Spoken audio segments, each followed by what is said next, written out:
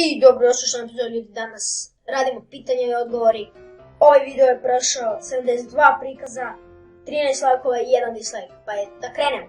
Ima točno 20 pitanja, pa ajmo da ne duzimo. Hoće snimati GTA 5 više. GTA 5 ne znam, dosadio mi, ali ću ga snimati onako dosta. Evo baš mi se sada uploada GTA 5 zezan. Pozdrav za tebe, setup tour ću snimati, a za room tour to ću za pola godine, zato što ipak ne mogu, trebam napraviti sobu, a sad imam zajedničku s mojom setom. Koliko godina imaš? Imam 15 godina, znači imam 11 godina, Peta Keka i ova Marko MC postavio.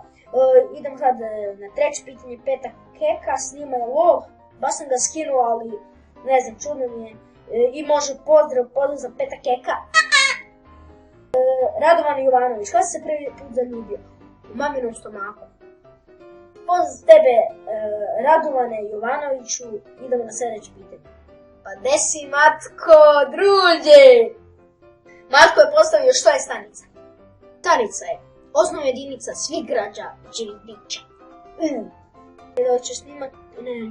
Da li ćeš snimati Minecraft? Hoću! Evo, snimio sam, kako ne povjeriti, game. Hoćeš li raditi GTA 5 zezanje po gradu? Znači sad mi se uploada video GTA 5 zezanje. Drugo pitanje, da li će snimati trke sa sestrom? Nemam pojma! Planiram sve da je kupim neki monitor onako krantija, pa da je kupim komp 8 rama, da ne trošim pare na ekran, na monitor. Pitanje, a to je postavio LVJDXB123.